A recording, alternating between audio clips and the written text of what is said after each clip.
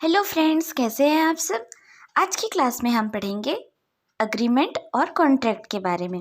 तो अग्रीमेंट जिसे हिंदी में कहा जाता है करार, इसकी डेफिनेशन आपको दी गई है सेक्शन 2 सब क्लॉज ई में। और कॉन्ट्रैक्ट जिसे हिंदी में कहा जाता है संविदा, इसकी डेफिनेशन आपको दी गई है सेक्शन 2 सब क्लॉज एच में। तो आइए सबसे पहले देखते हैं कि अग्रीमेंट क्या होता है।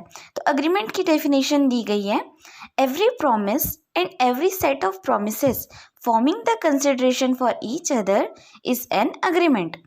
हिंदी में हर एक वचन और ऐसे वचनों का हर एक संवर्ग जो एक दूसरे के लिए प्रतिफल हो, करार कहलाता है। ठीक है, तो यहाँ पे सबसे पहली चीज़ कही गई है एवरी प्रॉमिस। तो प्रॉमिस क्या होता है? प्रॉमिस की डेफिनेशन आपको दी गई है सेक्शन 2 सब क्लॉज बी में, जिसके ऊपर मैंने एक लेक्चर बनाया हुआ है। आप उस लेक्चर में कंप्लीट समझ सकते हैं कि प्रॉमिस क्या होता है। तो अग्रीमेंट में सबसे पहली चीज़ बताई गई है कि हर एक वचन यानी कि हर एक promise, every promise and every set of promises, और ऐसे वचनों का हर एक संवर्ग, मतलब कि उन प्रोमिसेस का सेट जो एक दूसरे के लिए कंसिडरेशन हो। ठीक है, और कंसिडरेशन की डेफिनेशन आपको दी गई है सेक्शन 2 सब क्लॉज डी में, जिसके ऊपर मैंने एक लेक्चर बनाया हुआ है।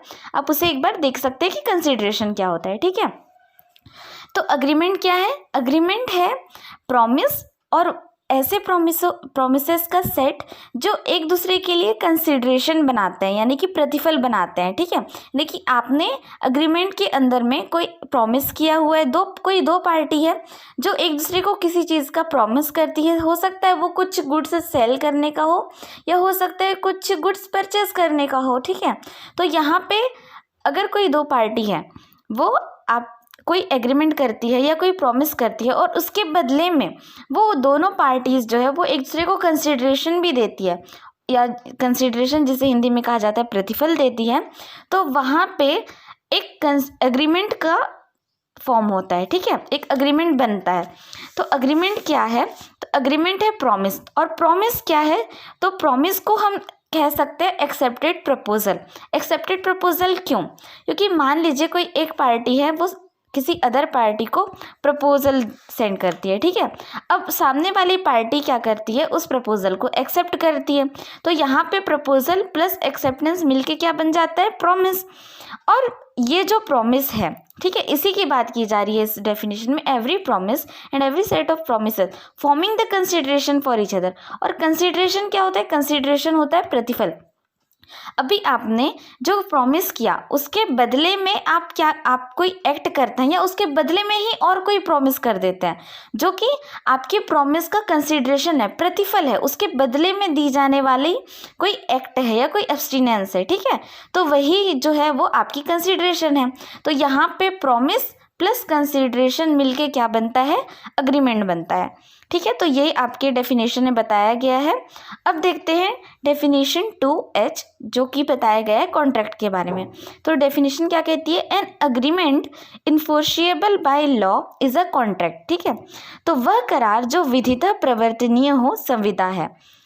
तो अग्रीमेंट क्या है? ये मैंने आपको बताया कि प्रॉमिस जो इसके साथ में कंसिडरेशन होना ज़रूरी है, वो बन जाता है आपका अग्रीमेंट।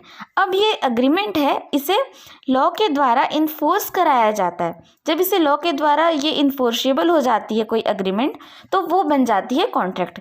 और ये कॉन्ट्रैक्ट क्या है, इसके ऊपर भी मैंने एक कंप्लीट लेक्चर दिया है, जिसकी लिंक आपको मैं डिस्क्रिप्शन बॉक्स में दे दूँगी। आप वहाँ पर जाके देख सकते हैं कि कॉन्ट्रैक्ट क्या है।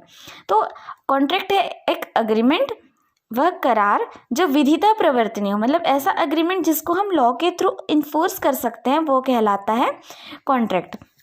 तो यहाँ पे ये जो कंप्लीट ये कन्फ्यूज़न है कि ये सब क्या हो रहा है, इसको हम एक लाइन में समझते हैं कि कॉन्ट्रैक्ट क्या है। A contract is an agreement, an agreement is a promise, and a promise is an accepted proposal. तो ये जो पूरी कहानी है ना, ये शुरू होती है इस एक हीरो से। वो कौन है? वो है प्रपोजल। तो सबसे पहले ही किसी भी कॉन्ट्रैक्ट के लिए, किसी अग्रीमेंट के लिए सबसे पहली चीज़ होती है वो है प्रपोजल। तो आप जैसे कोई वन पार्टी है, वो किसी अदर पार्टी को सबसे पहले प्रपोजल सेंड करेगी, ठीक है।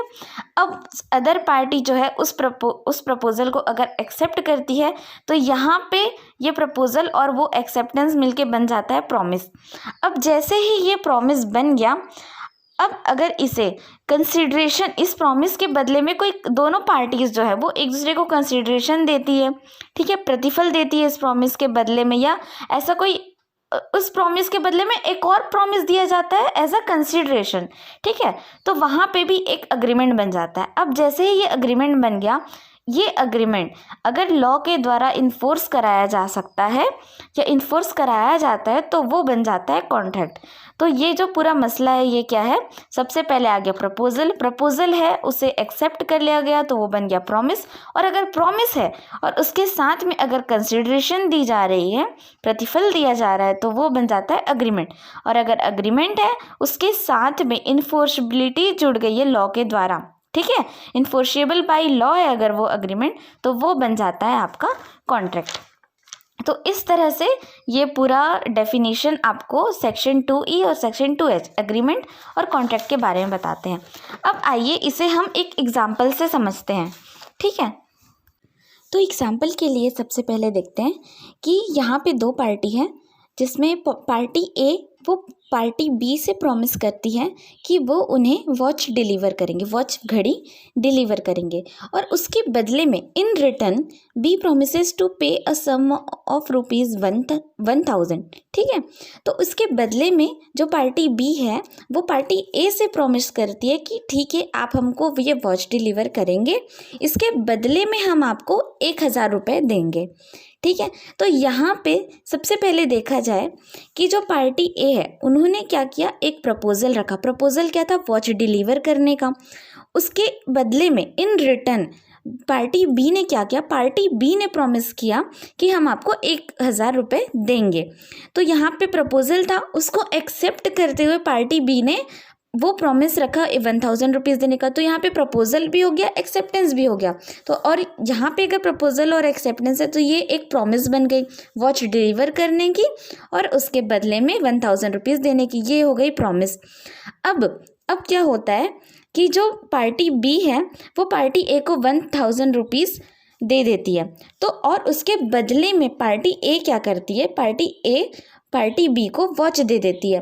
तो पार्टी ए इधर से वॉच दे रही है और पार्टी बी उसके बदले में, वॉच के बदले में ₹1000 दे रही है।